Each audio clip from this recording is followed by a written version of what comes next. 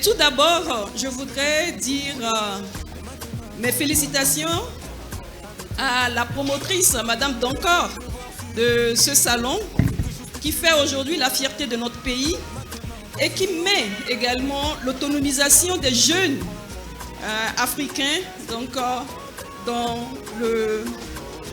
qui en fait donc, son fer de lance pour que l'Afrique de demain soit une Afrique construite, soit une Afrique qui soit digne et soit une Afrique également qui se développe et qui également porte l'ensemble donc de ses fils. Pour mon parcours, quand voulant parler de mon parcours, je l'assimile aisément à ce qu'on appelle le parcours du combattant. Le parcours du combattant est un exercice physique qui est caractérisé par l'affranchissement des obstacles.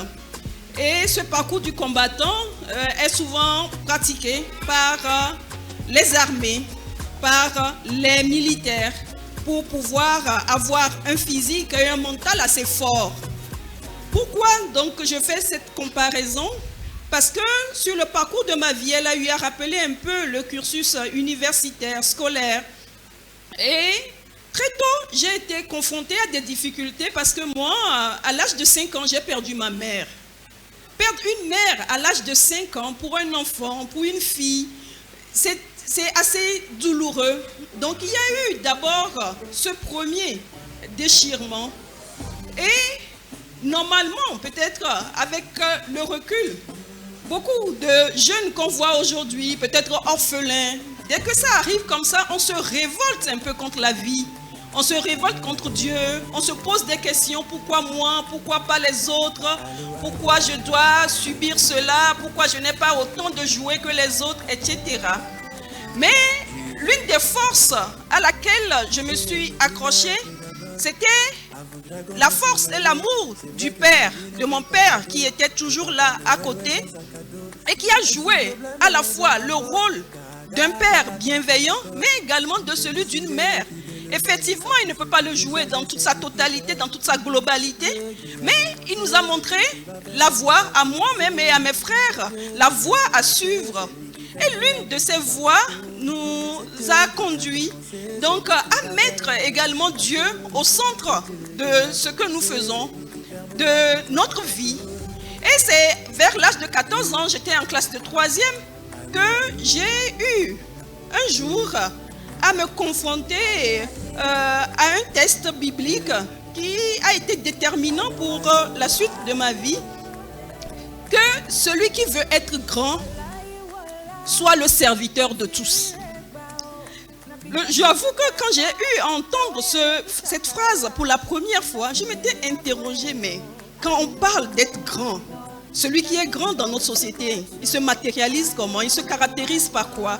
Par des beaux vêtements, par peut-être l'aisance, par la voiture, par tout ce que la personne peut exhiber comme bien physique. Mais non, ce passage biblique nous dit que si vous voulez être grand, il faut forcément que vous soyez serviteur.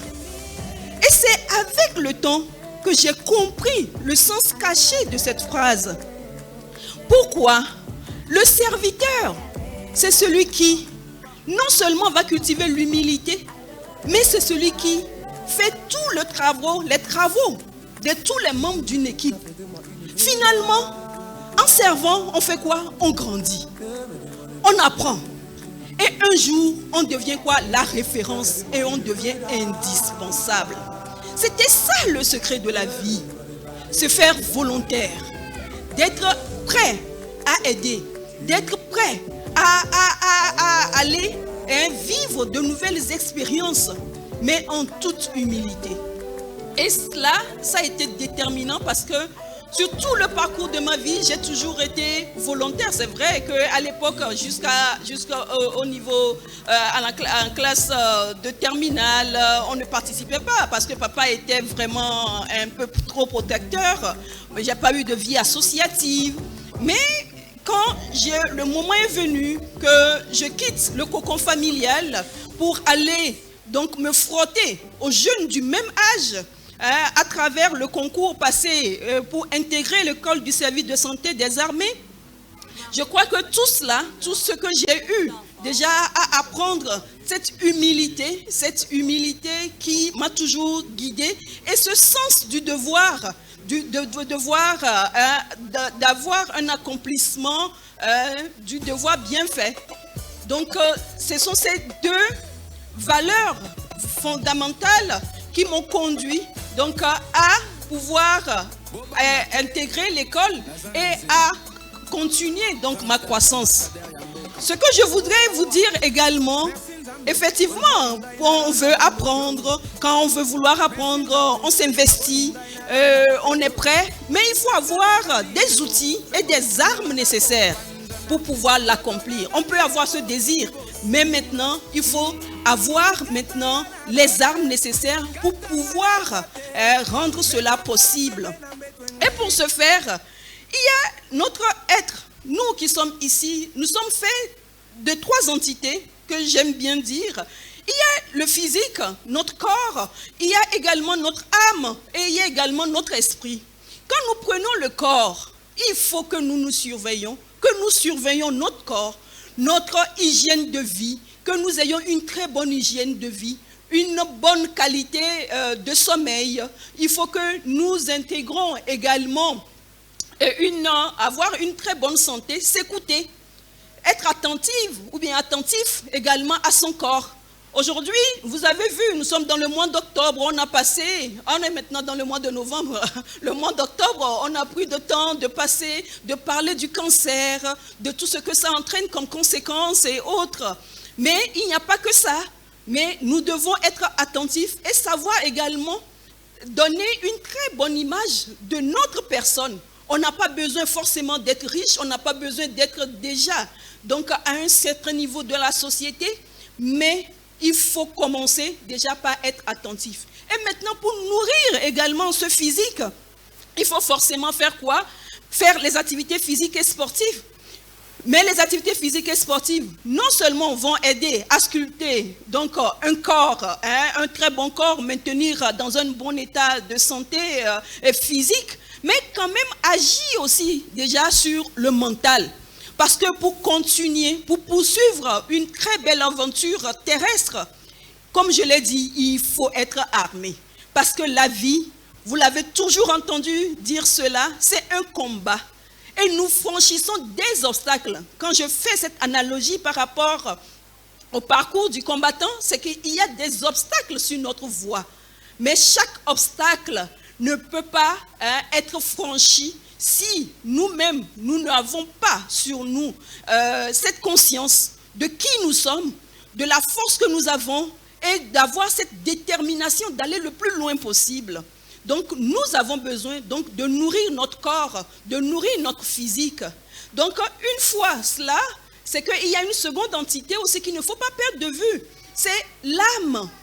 Notre âme, c'est notre essence. C'est notre moi intérieur. C'est cette âme-là qui doit être toujours connectée au divin. Chacun peut l'appeler comme il veut, comme il le souhaite.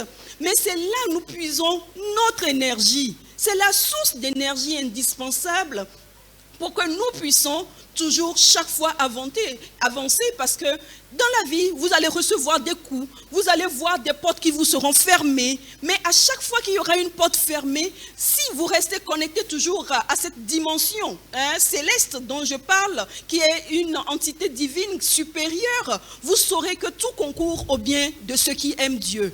Dès qu'il y a une porte qui est fermée, on ne baisse pas les bras, on a eu un coup, on se retire, on examine, on revoit sa vie, on fait cette introspection. Qu'est-ce qui a marché, qu'est-ce qui n'a pas marché, quelle autre idée je peux avoir pour pouvoir concrétiser mes rêves. Et ensuite, à part donc, le fait de nourrir également son âme, pour terminer, il y a le fait de nourrir également son esprit. Quand je parle de l'esprit, c'est Dieu parle de la connaissance.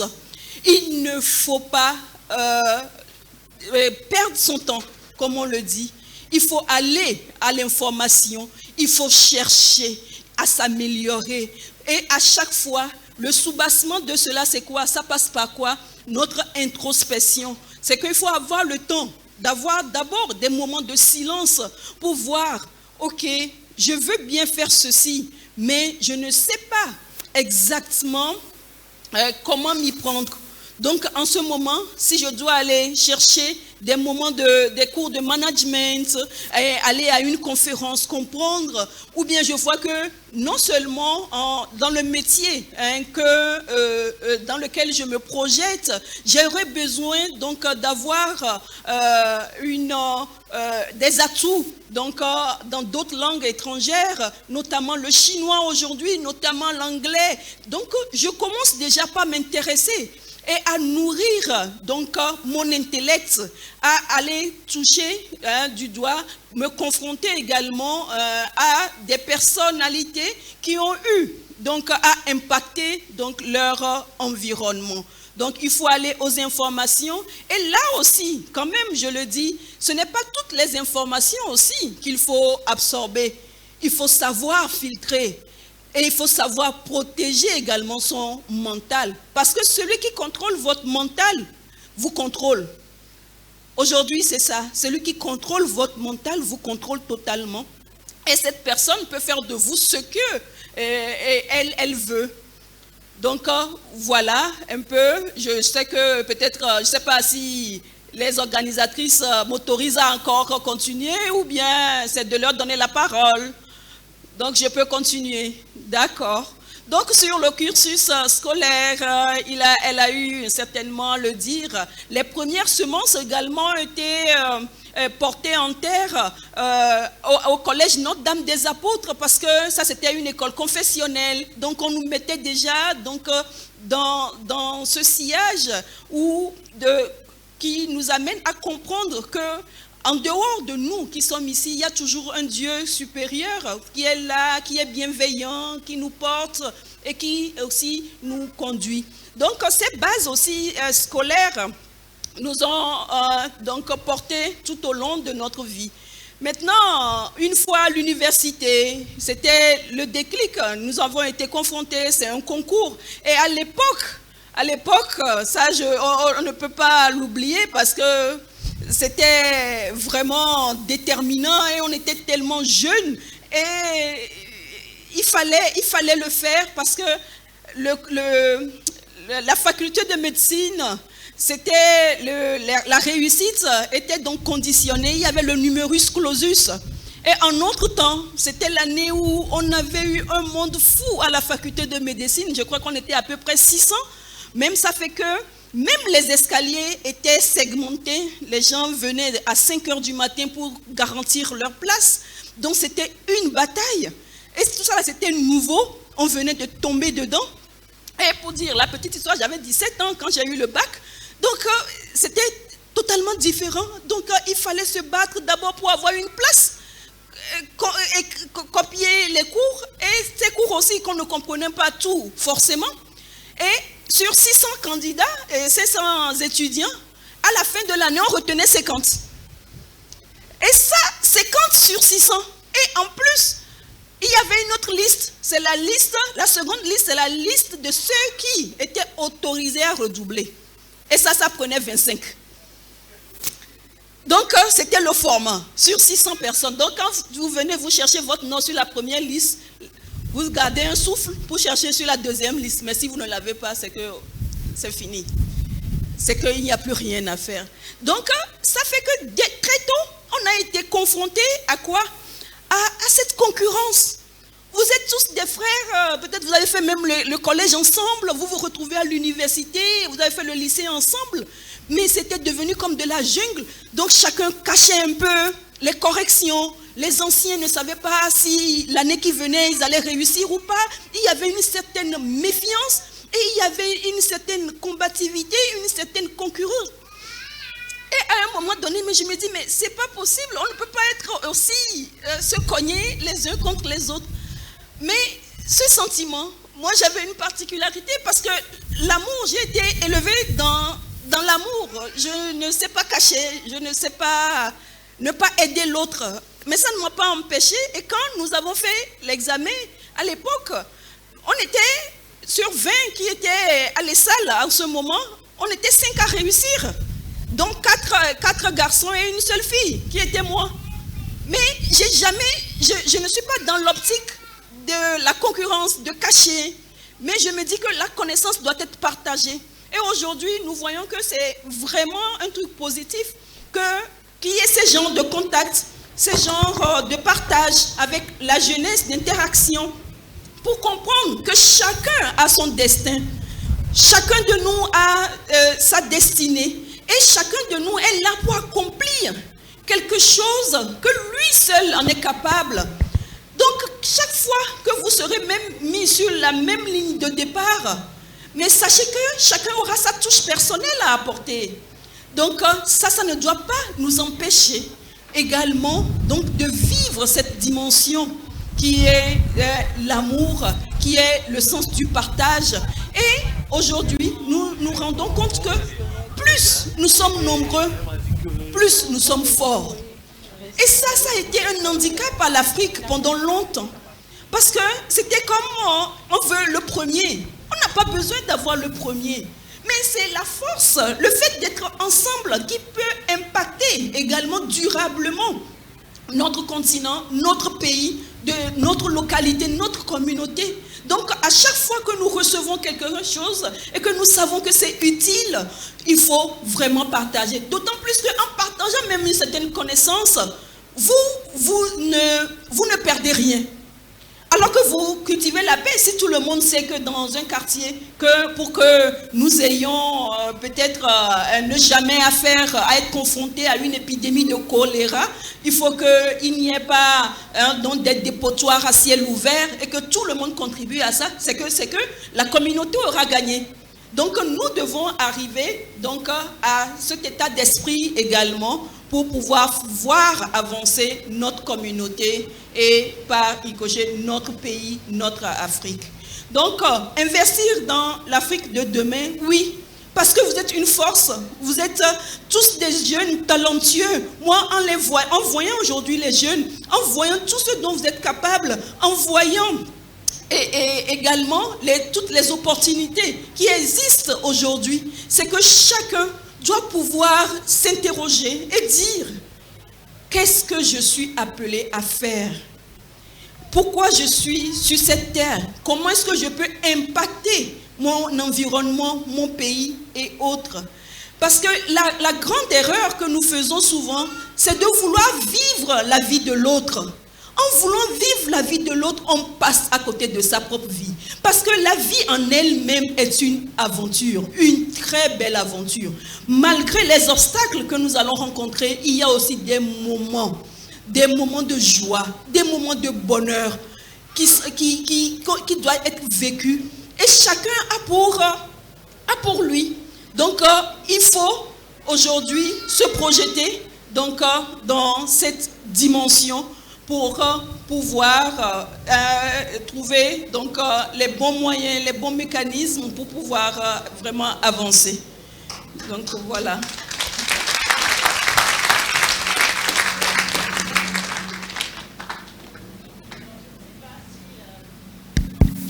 Voilà, si vous avez vraiment apprécié ce beau parcours, merci d'ovationner un peu plus fort.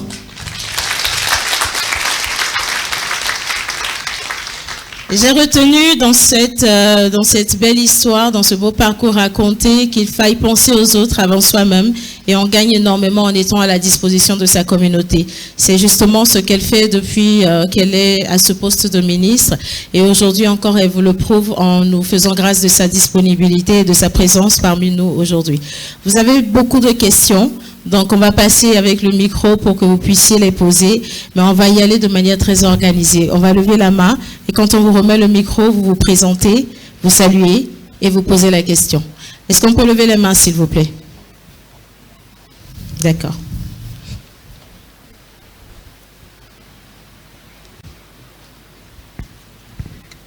Bonjour, madame. Je reprends au nom de Moussa Hanif. Oui, j'ai beaucoup apprécié votre parcours, mais vers la fin, vous avez parlé d'une chose qui m'a beaucoup intéressé, c'est-à-dire comment chaque jeune doit se poser la question, qu'est-ce qu'il a appelé à faire et comment est-ce qu'il peut impacter son pays. J'ai vu votre parcours, mais imaginez un jeune bon, j'aimerais que vous nous donniez des conseils sur comment nous devons arriver à impacter notre pays et comment nous devons arriver à faire la différence comme vous l'avez fait également. Merci, madame. Comment arriver à impacter son pays? Comment arriver à laisser sa marque dans toutes les activités communautaires? C'est la première question, madame. Vous pouvez répondre. Alors, mon cher jeune frère, pour moi, tout d'abord, il faut avoir une très bonne formation. Il faut prendre au sérieux le cursus scolaire. Et également le cursus universitaire, si c'est ce qu'on a choisi, si on a décidé d'apprendre un métier ou pas. Mais le dénominateur de tout cela, ça reste pour moi l'amour. J'aime toujours parler de l'amour parce que il y a même le célèbre scientifique Einstein qui l'a dit, que la force la plus puissante de l'univers reste l'amour. Parce que quand nous avons cela, l'amour en nous, nous avons donc cette conscience de pouvoir partager avec l'autre dans tout ce que nous faisons. Moi, je prends mon exemple, je suis médecin. Mais c'est une passion. Mes deux métiers, même à savoir le fait d'être médecin, d'être militaire, je les ai vécus avec tant de passion. Je le dis toujours, militaire un jour, militaire pour toujours. Parce que pour moi, c'est être au service de son prochain. Ce sont ces idéaux qui m'ont conduit donc, à embrasser ces carrières. Et effectivement, en rentrant même dans l'armée à l'époque, moi j'avais 17 ans, je ne peux pas vous dire que j'avais tout le tableau, mais pour vraiment apprécier toutes les notions, pour comprendre ce qui m'attendait en fait. Mais ce qui m'a motivé, c'est que quand, à l'époque, il n'y avait pas beaucoup de chaînes de télévision, hein, on n'avait qu'une seule chaîne, c'était la télévision nationale, mais qui passait les images. À l'époque, il y avait une très grande famine, il y avait un problème de dénutrition sévère en Éthiopie. Et moi, ça m'avait marqué. Et chaque fois, je demandais à mon père, mais il n'y a personne pour aller secourir ces gens-là. Et que moi, quand je serai grande, je serai un médecin sans frontières. J'irai partout dans le monde pour pouvoir aider, sauver des vies. Donc, ça a été une motivation pour moi. Et c'était très tôt. Et ça fait qu'il y en a même des frères qui se moquaient. Dès que quelqu'un a un petit problème de santé à la maison, dit va voir Lydie. Lydie, c'est mon petit nom. Va aller voir Lydie, elle saura quoi faire. Alors que je n'étais qu'après, en seconde, en première. Et ça fait qu'en première, déjà, j'avais commencé même par apprendre à injecter et à enlever donc, la seringue et autres quand on place une perfusion.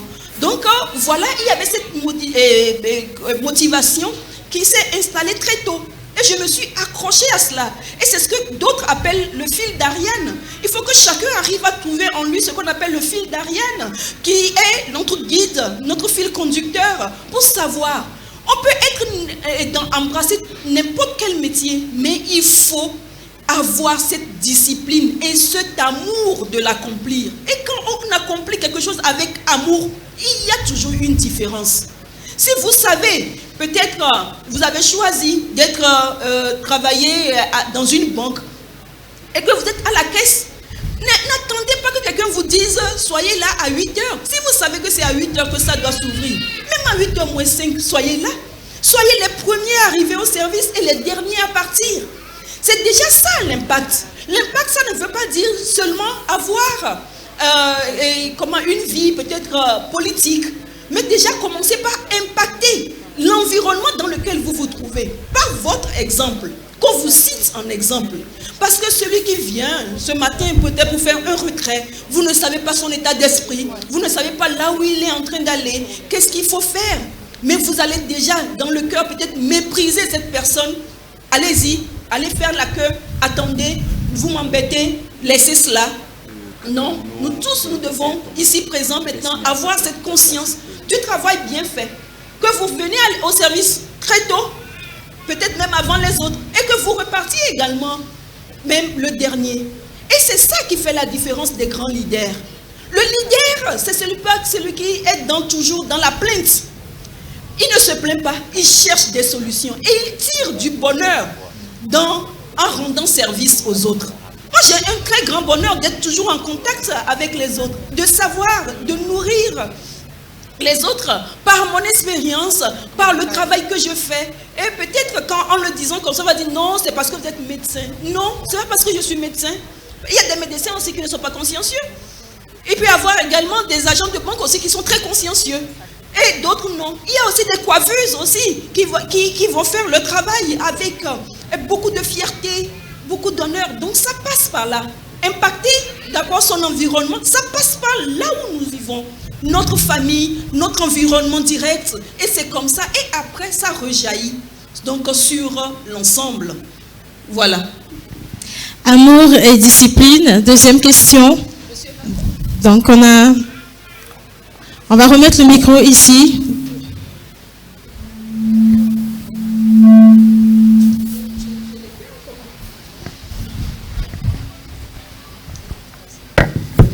Ok, bon. Je réponds au nom de Tiempana Madoché. Ma question est la suivante. Tout développement ou succès a toujours un prix. Ma question est de savoir quelle est la plus grande des sacrifices que vous avez fait pour arriver à ce niveau. Tout développement a un prix. Quel est le plus gros sacrifice que Madame la ministre a eu à faire pour arriver jusqu'ici?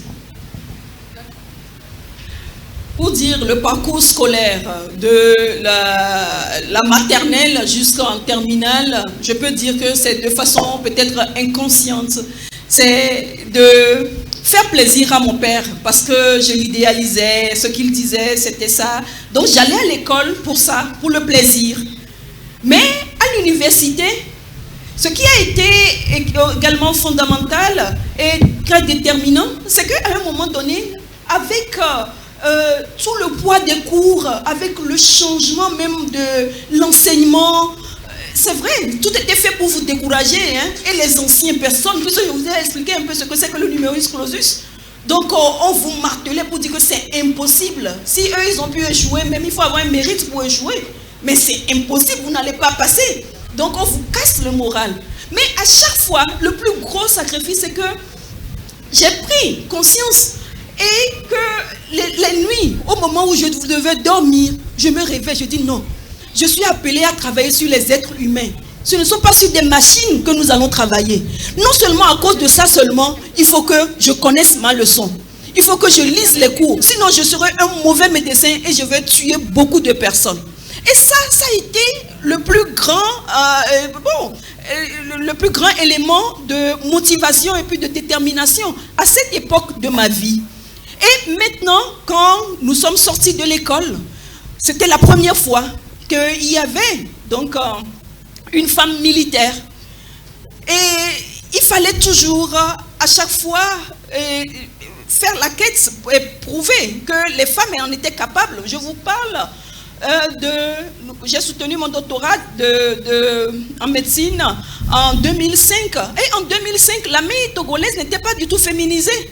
J'étais la première à sortir et c'était bizarre. Moi-même, j'appréhendais, je me dis, mais je me retrouve dans un camp militaire et il y avait des hommes partout et vous étiez la seule femme. Mais il fallait s'imposer. Il fallait s'imposer non seulement par son travail, mais également et votre capacité aussi à diriger. Parce que vous êtes médecin, vous avez eu cette connaissance, donc il faut s'imposer. Et c'est comme ça que nous sommes arrivés à nous imposer. Mais la petite parenthèse que je voudrais faire aussi, c'est que depuis même notre intégration à l'école, à l'époque, nous étions sur la ligne de départ, on était 4 filles. Et à l'époque, les plus hautes autorités dirigeantes de l'école, quand à chaque fois qu'il y avait des réunions, on nous appelait, ils nous martelaient, vous n'êtes pas n'importe qui. Vous n'êtes pas n'importe qui, parce que même la tenue que vous portez, vous devez la respecter. Donc ça a été un formatage très tôt dans ma tête. Donc pour ça, nous ne sommes pas n'importe qui. Et ça, j'aime vraiment le dire. Donc je sais qui je suis, je sais la valeur et je sais ce que je représente. Je sais que maintenant, il y a tous les regards aussi qui sont portés sur moi et qu'à chaque fois que je dois faire quelque chose, je dois le faire bien. Pour que les autres personnes, les autres filles surtout qui sont autour de moi, puissent s'identifier à cet effort. Donc, ça, c'était ce sacrifice-là qui a contribué également à façonner donc ma personnalité.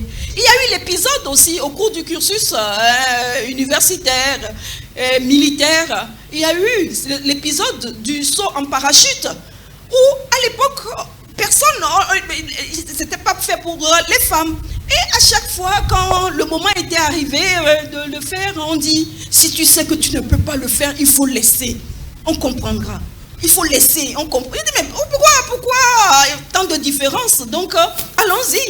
Et ça a été également relayé comme le saut de l'espoir. En fait, ça a été une déconstruction, ça a été une libération également de tout ce que la gente féminine peut concevoir, peut accomplir. Et pour poursuivre toujours en matière de sacrifice, ça ne s'arrête pas là parce qu'à chaque étape de la vie, il faut voir quel type de sacrifice il faut faire pour pouvoir intégrer donc son univers et le faire. Et aujourd'hui, avec la fonction que j'occupe, le sacrifice continue. Il est continu. Il faut être toujours en train de réfléchir. Et moi, ce qui fait un peu, ce que j'ai eu à apprendre sur le plan surtout militaire, en dehors de la discipline, c'est l'anticipation. Je suis toujours dans l'anticipation. Il faut anticiper, il faut voir comment est-ce que l'autre travaille, pense, qu'est-ce que je dois faire. Et pour ça, c'est qu'il y a des moments de silence. Et je sacrifie aujourd'hui beaucoup de moments pour que je puisse me retrouver moi-même. Il y a des moments, je rentre le vendredi, je ressors de ma maison le lundi matin.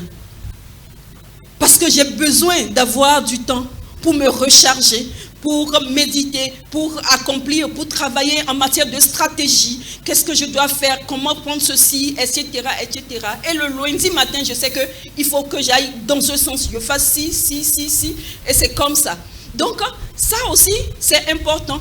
Et ce même sacrifice aussi, donc, en ne sortant pas, ça nous permet également d'avoir du temps pour une vie familiale, pour accompagner les enfants, pour les entourer.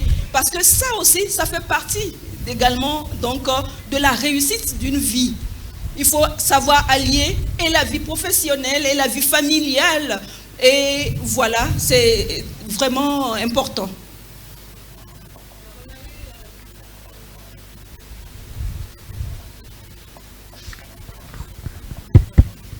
Il y a eu 2 questions d'hommes. Je veux avoir une question de femmes. C'est important, s'il vous plaît.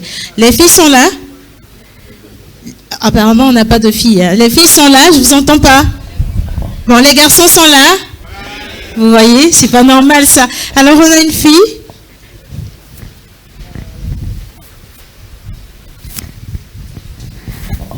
Okay. Bonjour, Madame la Ministre. Merci d'être parmi nous aujourd'hui. Je reprends au nom de Mademoiselle Issa Kazelia, étudiante en 3e année de comptabilité. Ok, ma question est celle-ci. Vous avez parlé d'avoir un amour, c'est pas votre vision, c'est d'aider les gens et tout ça là. J'aimerais savoir, depuis que vous êtes à votre poste de ministre, quelle a été votre meilleure œuvre jusqu'à aujourd'hui? C'est une sacrée question, hein? Meilleure œuvre jusqu'à aujourd'hui, meilleure réalisation en tant que ministre. Personne ne peut danser et puis s'apprécier. Ça, c'est peut-être les autres. Je crois que les journalistes sont là pour d'abord nous tirer dessus et aussi arranger. Donc, je crois. Mais ce qui fait, moi, d'abord, peut-être je dirais 2 choses. Ma réussite personnelle, d'abord, c'est le fait d'avoir révisé la loi portant organisation du sport au Togo. Parce que ça a été un défi, parce que c'est tout un cheminement, passer à l'Assemblée nationale et défendre le projet jusqu'à ce que cette loi soit votée et ensuite être promulguée. Donc ça a été un défi que nous avons relevé ensemble avec l'ensemble de mon équipe. Mais la seconde fierté, c'est d'avoir redonné de la joie à des jeunes, à des enfants. C'est surtout pas le championnat scolaire. Le fait que nous ayons aujourd'hui pu peut-être contourner un peu cet obstacle lié à la Covid-19 et donner un nouveau format au championnat scolaire, parce que je vois dans les yeux de ces enfants des lumières, je vois de l'espérance, je vois de l'espoir, je vois qu'aujourd'hui ils ont retrouvé quelque chose sur lequel ils peuvent s'accrocher pour aller de l'avant. Et donc ça aussi, c'est tout un amour. Mais après, il y a pas mal de choses dont je ne saurais le dire. Je crois que c'est à vous de nous juger. Parce que quand on dit ministre, le ministre, c'est le serviteur du peuple. C'est le serviteur du peuple. Nous avons été appelés donc à servir la nation. Et nous le faisons avec abnégation, avec amour, pour que notre pays, que nous-mêmes nous avons hérité de ceux qui nous ont précédés, que nous puissions aujourd'hui l'impacter et que demain nous puissions aussi vous les léguer. Parce que demain, je suis sûre et certaine que je verrai, il y a des futurs ministres ici, des futurs maires de communes, des futures femmes d'affaires, extraordinaires. Et c'est comme ça, peut-être dans 20 ans, c'est vous qui allez nous rappeler cela que, à telle date, vous nous avez parlé ici ou ailleurs, et c'est ce qui nous a également permis d'être là où nous sommes. Donc voilà ce que j'ai à vous dire. Merci d'applaudir. Alors on va prendre encore une question. Je vais prendre 2 filles et je vais revenir aux hommes. Ok, merci pour la parole. Merci, Madame le ministre, pour le message passé. Je réponds au nom de Mademoiselle Rejoice Kounigan, étudiante en 3e année à l'Esteba, option industrie agroalimentaire. Ok, vous avez tout de suite parlé d'investir dans l'Afrique de demain et d'impacter le monde. Moi, j'ai une préoccupation depuis l'enfance et j'aimerais vous exposer ça, voir ce que vous en pensez. Nous sommes beaucoup au Togo à vouloir impacter notre pays. Spécialement, ce qui me préoccupe, ce sont des enfants qui sont dans des villages, qui peuvent impacter le pays. Non seulement dans des villages, mais dans des quartiers. Ils n'ont pas les moyens de se faire, ou bien d'impacter le monde. Ils n'ont pas les moyens d'y arriver. Moi, j'aimerais vous demander ce que vous pensez qu'on peut faire pour aider ces petits ou ces enfants à impacter eux aussi le monde. Parce que ce n'est pas seulement nous qui arrivions à aller à l'université, à avoir des diplômes seulement qui peuvent impacter le pays. Il faut que eux aussi, ils impactent le pays. Donc, qu'est-ce que nous pouvons faire pour les aider? Merci, madame. D'accord. Aujourd'hui, le gouvernement a mis en place tellement de mécanismes, tellement. Et avec la feuille de route gouvernementale, vous entendez souvent dire que nous sommes dans une approche aujourd'hui inclusive et que c'est avec cette force inclusive que nous allons construire l'économie de notre pays. Il y a plusieurs mécanismes, comme je le dis, qui sont mis ensemble et qui font qu'aujourd'hui, on ne peut plus dire qu'un Togolais est laissé de côté. Mais comment se trouver l'information? Peut-être c'est ça le problème. Donc l'information, on dit celui qui cherche trouve toujours. On ne peut pas tenir à dire que le fait de se lever le matin. Moi j'ai vu tellement de Togolais, de jeunes, ils font la grasse matinée, ils se réveillent à 10 h.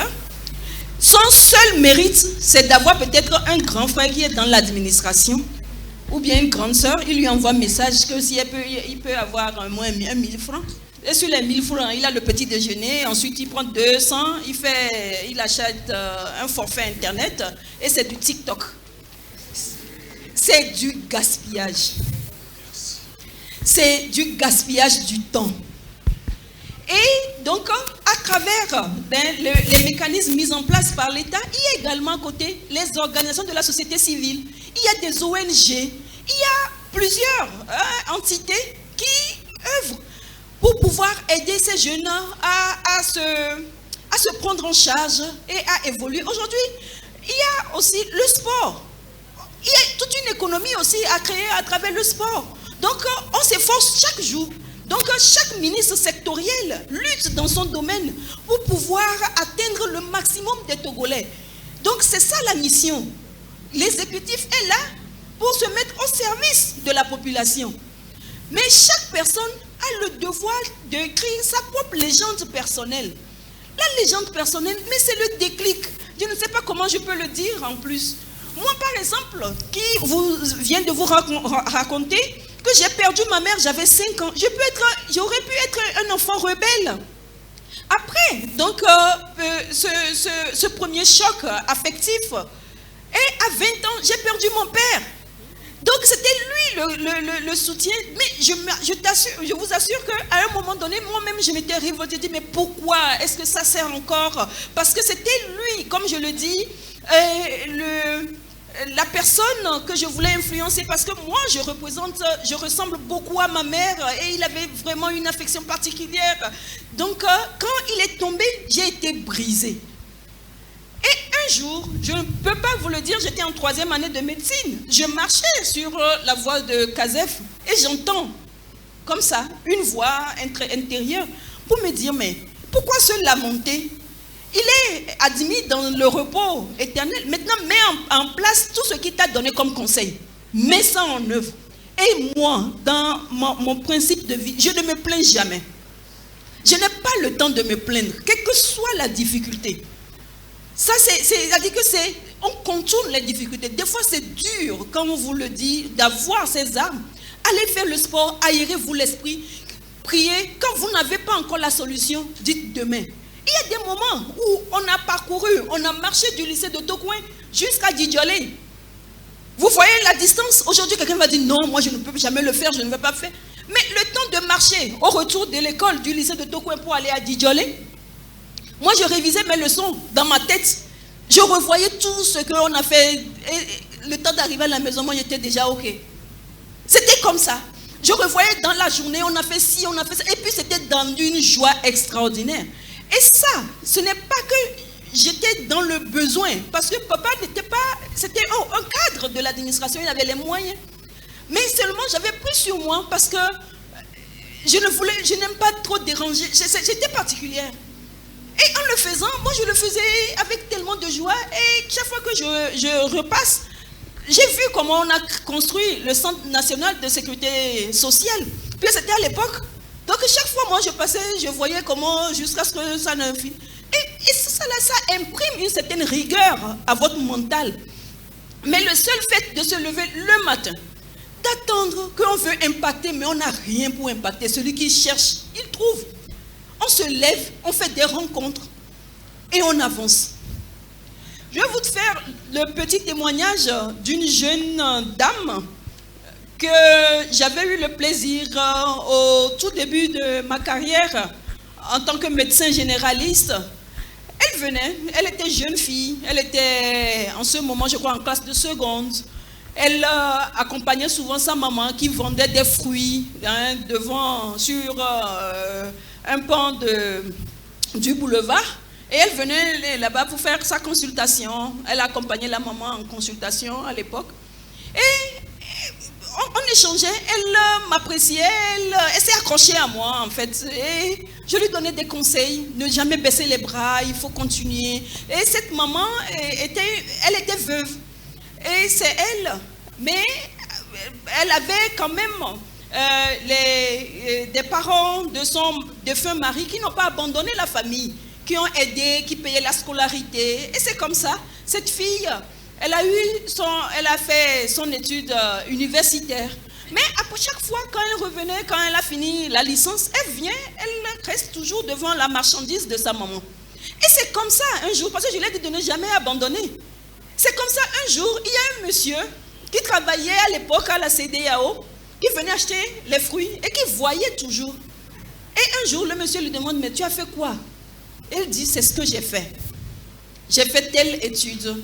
Et elle a donné son... elle a parlé au monsieur. Le monsieur dit, moi, je viens du Burkina, mais je suis pratiquement en fin de carrière. Mais je veux faire quelque chose de bien pour le Togo, parce que le Togo m'a reçu. Et c'est elle qui a croisé la route de ce monsieur.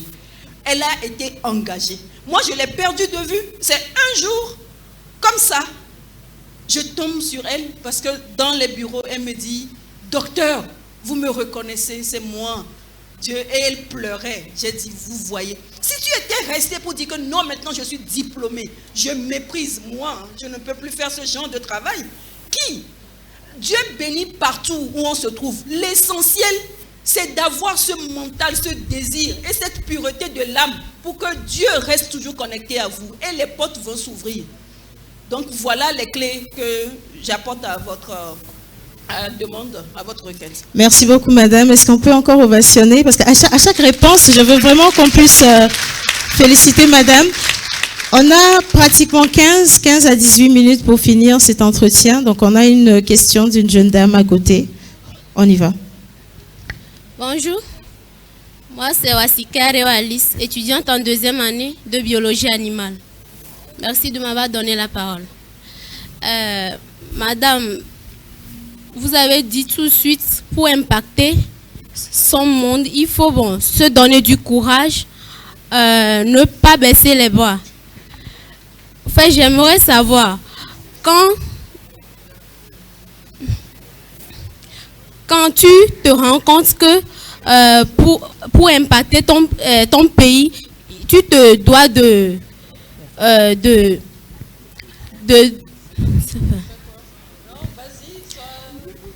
t'efforcer à faire quelque chose, mais tu vois qu'il n'y a pas les ressources disponibles pour t'accompagner. Bon, disons, il faut toujours, j'entends dire qu'il faut toujours provoquer sa chance.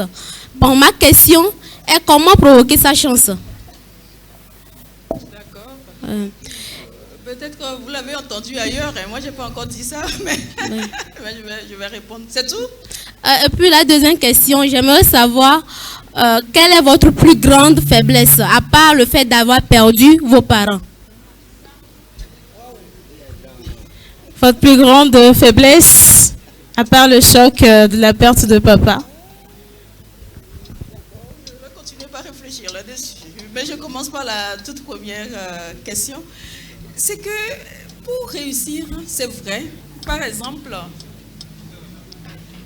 je suis là, je me dis, moi je rêve d'être une grande chef d'entreprise. D'accord? Et je suis en 2022.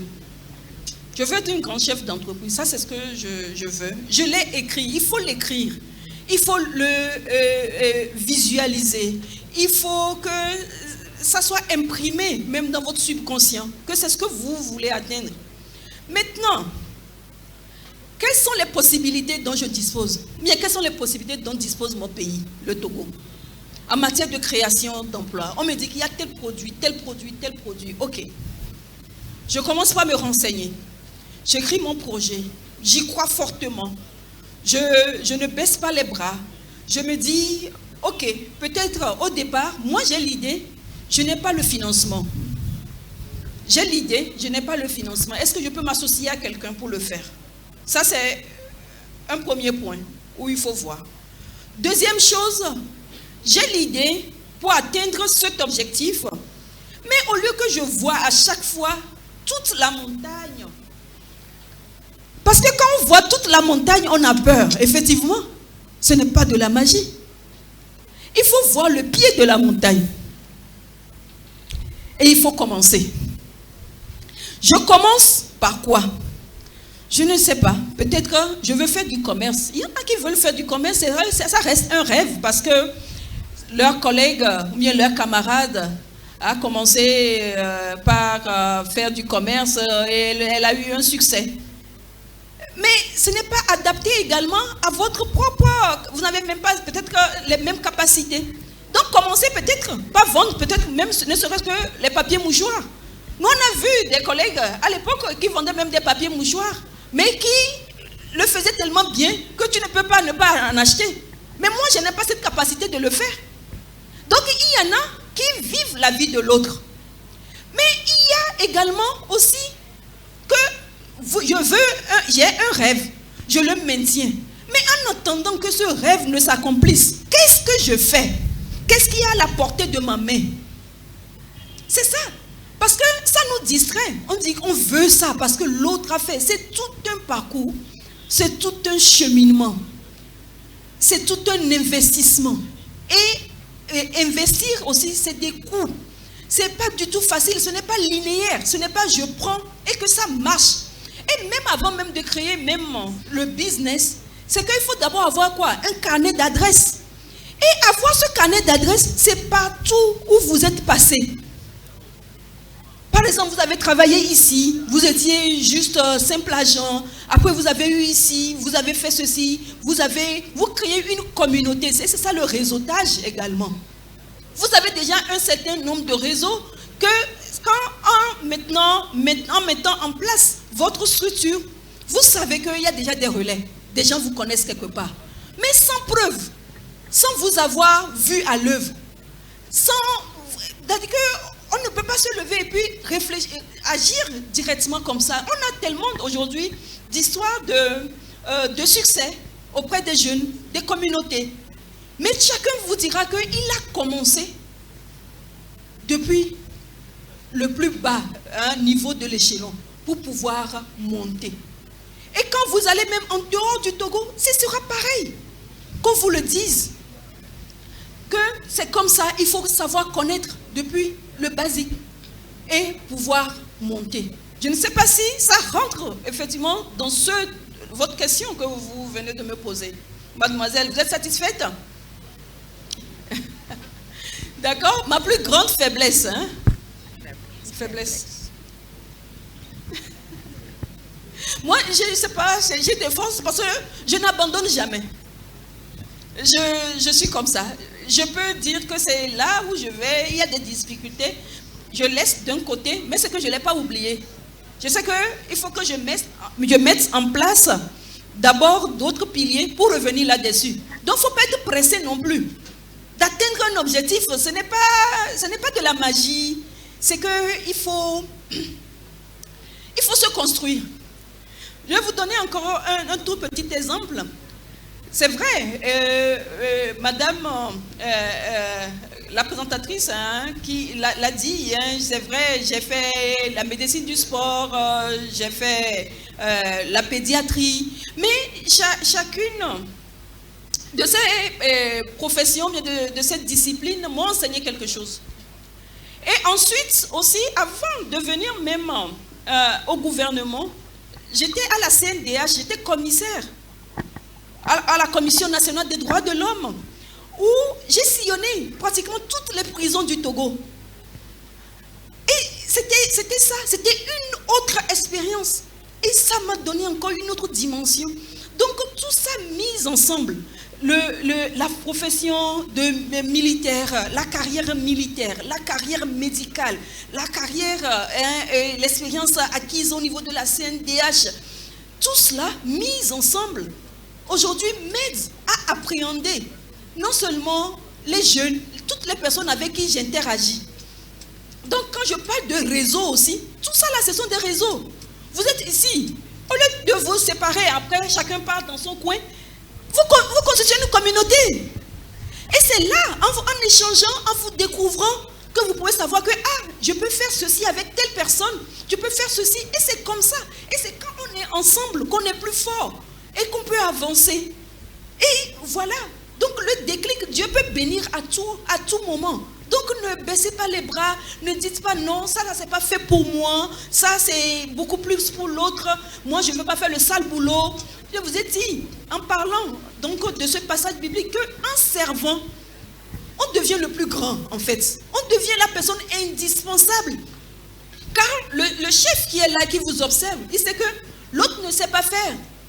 Mais vous savez faire tout ce que tous les autres peuvent faire. Donc le jour où il y a une menace, c'est les autres qu'on libère. Mais vous êtes là, votre place est garantie. Et tout le monde va vous chercher. Mais à l'époque où vous le faisiez, eux ils s'en moquaient. Eux ils croyaient qu'ils vous piétinaient. Ils croyaient qu'ils vous mettaient dans l'humiliation. Non. Et soyez volontaires. Quelque part, peut-être il y a une bonne femme dans le quartier qui fait quelque chose. Ah mais est-ce que moi je peux prendre tel produit, vendre, avoir cette commission, ramener et reprendre. Tout ça, ça se construit. Et c'est ça qui va faire la beauté même de votre histoire, de votre légende personnelle. Parce qu'au soir de votre vie, il faut avoir quelque chose aussi à raconter. La vie, elle est palpitante. C'est une belle aventure. Donc à chacun de vivre son aventure comme elle le désire. Mais moi, je vous le dis, vivez-la correctement, vivez-la bien, vivez-la en ayant toujours ce côté humaniste en vous. Parce que c'est ça qui est l'âme de l'univers. Et voilà, c'est tout. Alors, on va prendre les deux dernières questions. Donc, on a déjà l'avant-dernière ici. Et on a la dernière qui est venue en ligne. Malheureusement, le temps est complètement parti. Bon, on va y aller avec cette question et on va négocier avec Madame la ministre s'il y a possibilité d'évoluer un peu plus. Question? Merci beaucoup, Madame le ministre. Je suis Dovi Evenunyeyao, étudiant en deuxième année de master économie appliquée à l'Université de Lomé. Et j'ai deux petites questions. La première porte sur le thème. On a dit investir dans l'Afrique de demain. Je me demande pourquoi on ne peut pas dire investir dans le Togo de demain. Puisque nous sommes au Togo et il faut qu'on prépare le Togo d'abord avant de s'élargir ou bien avant d'étendre l'assiette sur l'Afrique en entière. La deuxième question est que dans votre allocution tout à l'heure, vous aviez dit qu'on va impacter le public et en plus, en répondant à une question d'une jeune dame, vous avez dit que le gouvernement a mis des mécanismes en place pour favoriser les emplois et autres. Il y a un petit problème que moi je vois et je me demande si c'est... Bon, voilà, en fait, c'est que on remarque que le gouvernement a mis des mécanismes qui permettent d'attirer des investisseurs étrangers, de venir investir sur le territoire togolais et favoriser la création de l'emploi local. Maintenant, on remarque que ces investisseurs étrangers qui viennent sur le territoire, ils créent les emplois effectivement, ils recrutent nos jeunes togolais. Et ces jeunes, normalement, doivent travailler chez eux, avoir de l'argent et impacter la société. Mais on remarque que ces investisseurs ne traitent pas bien nos jeunes Togolais qui sont recrutés dans leur structure. Preuve, pour les salaires et autres, c'est souvent maigre. Et ce jeune qui se dit dans le quartier qu'il travaille dans telle structure, mais il revient avec un salaire maigre, il n'arrive pas à manger, il ne porte pas bien des habits, et puis bon, il n'arrive pas à impacter son social.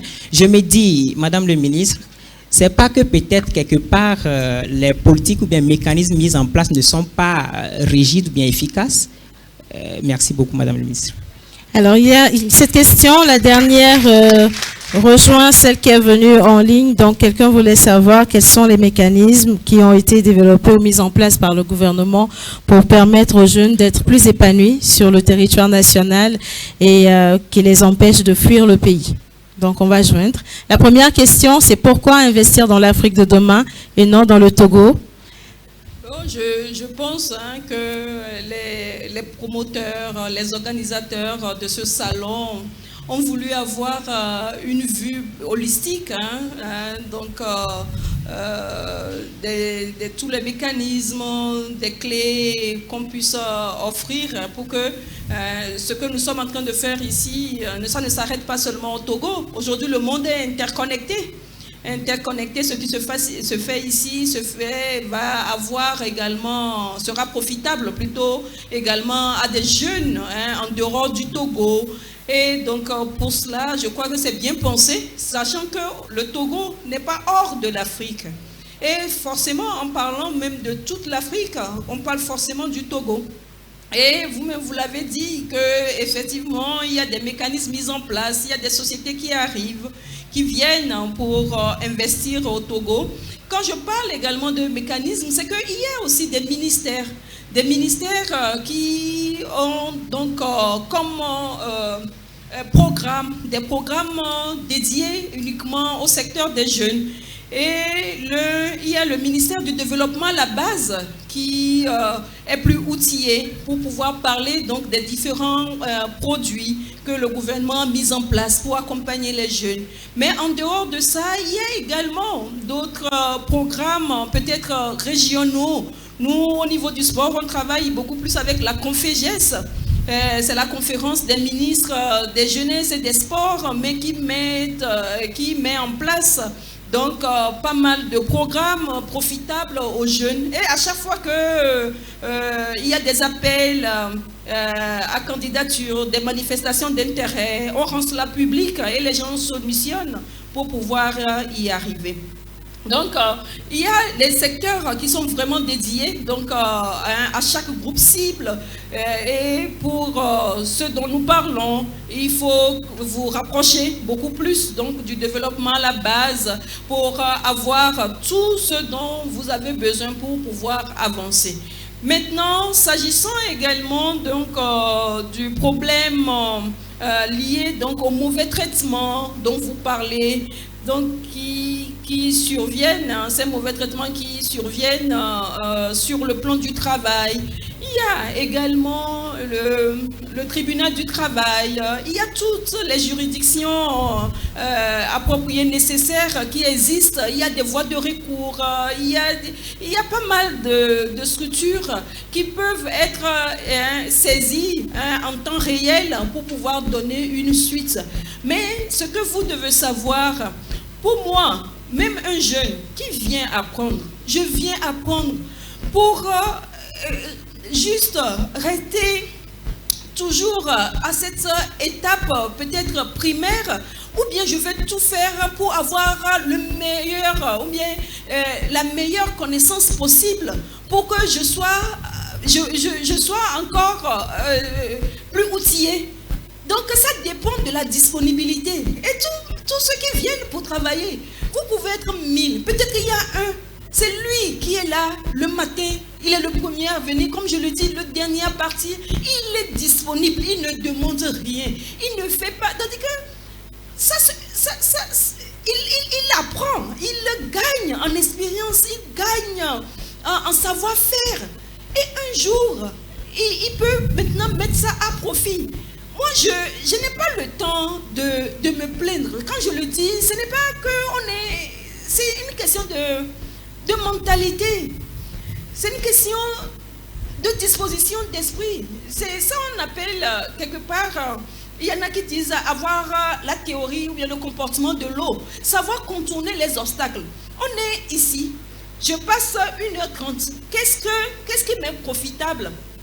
Il y a des informations qui m'ont été données et que j'ai déjà enregistrées. Moi, que je vais utiliser ça pour travailler. C'est-à-dire que dès mon retour à la maison, c'est des trucs que je mets, je vais voir comment est-ce que je peux rendre cela possible. Comment est-ce que je peux l'implémenter à travers mon ministère pour que les jeunes soient encore peut-être plus touchés, plus transformés pour le bien de notre communauté. Donc chacun tire une opportunité de l'instant T. Mais c'est seulement, ça je ne sais pas quelle clé je vais te donner encore.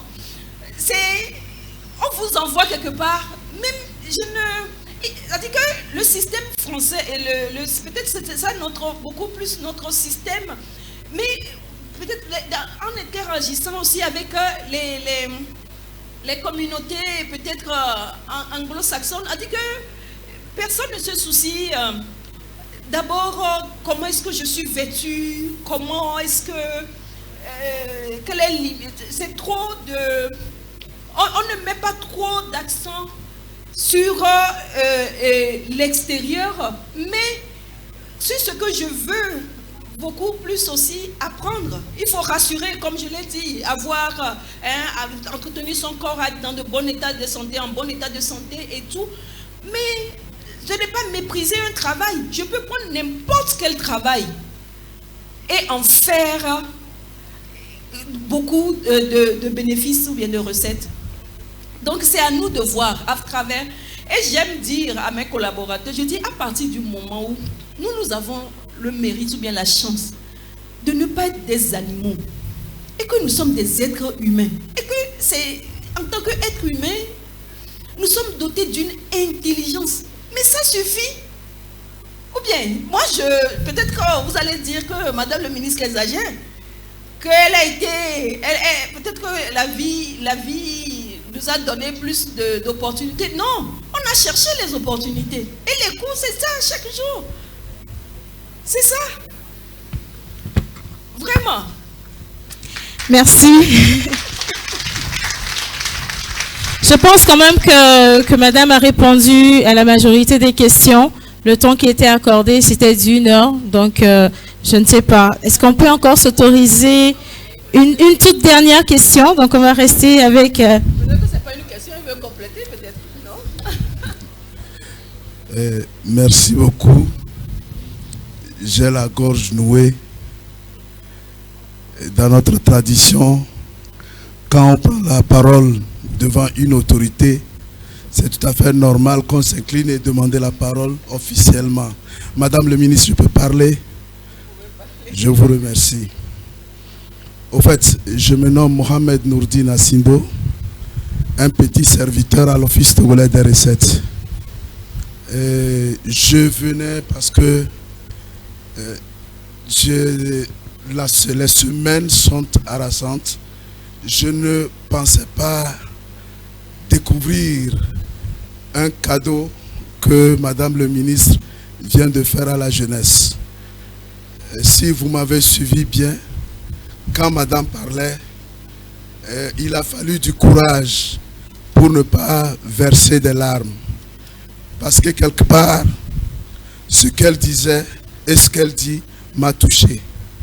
Et si nous commençons à parler, vous vous rendrez compte aujourd'hui, ici et maintenant, d'une phrase que j'ai dite à certains de mes amis, de mes collaborateurs. Après un petit recul, si vous voyez un Togolais qui a un véhicule et qui l'a gagné honnêtement, c'est sous le coup d'un sacrifice. Personne n'arrive pas s'il ne se sacrifie pas. Il y a un grand sacrifice. Donc, Madame, je profite de cette occasion pour vous dire merci. Je sais ce que vous faites pour le monde sportif. Ce n'est pas le lieu de parler et je pense qu'il y aura une occasion de parler et à cette occasion, nous dirons ce que nous savons. Mais s'il vous plaît, chers jeunes Togolais, je vous en prie, prions et soutenons les initiatives de cette grande dame. Que le Seigneur vous bénisse. Madame le ministre, que le Seigneur vous grandisse et vous fortifie davantage. Merci beaucoup.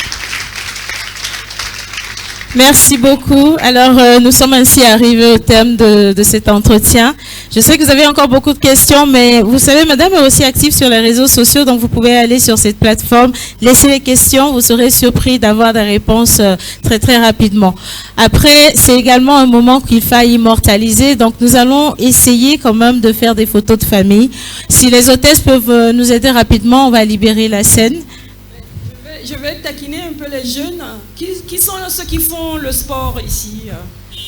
Levez les mains. Oh, il en manque. Maintenant, c'est une exhortation. Parce que le sport vous donne les clés nécessaires pour que vous puissiez avancer. Donc, ça vous fortifie. Et également, ça vous permet d'avoir un mental d'acier, d'aller au-delà de vos limites. Et quand on le fait également, il y a ce que nous appelons les hormones du bonheur. Vous êtes vraiment plus heureux, vous êtes vraiment plus serein. Donc, il faut que vous vous mettiez vraiment au sport. Et ce n'est pas des sports intensifs, ce n'est pas des séances à durée non déterminée. Juste 30 minutes, même si c'est la marche. Mais faites cette marche-là avec des chaussures adaptées. Des chaussures adaptées pour ne pas avoir mal après au talon. Ce n'est pas des chaussures pour marcher sur des distances, sinon après vous aurez mal au talon. Mais avec des chaussures de sport, 30 minutes par jour, vous serez heureux. Et heureux aussi d'accomplir ce que vous faites. Et heureux aussi d'avoir pas mal de nouvelles idées dans tout ce que vous voulez entreprendre.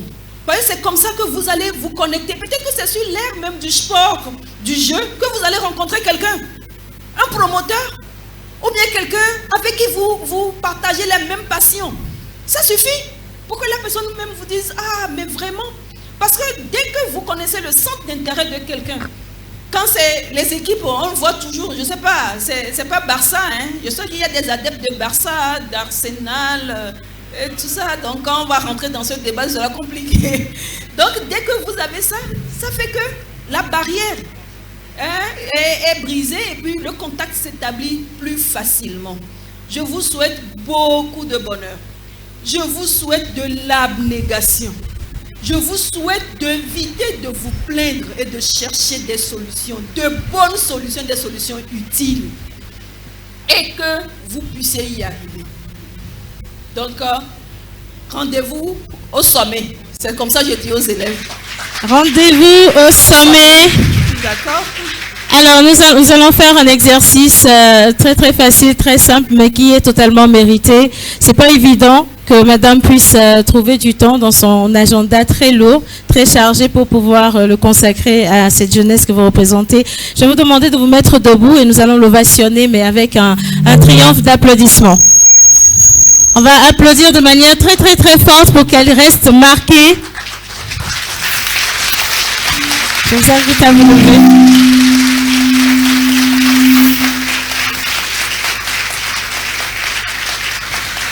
Et maintenant, nous allons procéder à la photo de famille.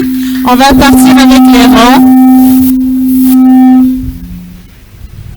Voilà, nous allons partir avec les rangs. Donc, on choisit 3 rangs à chaque fois. Les 3 premiers rangs devant pour la photo de famille. Ici, s'il vous plaît.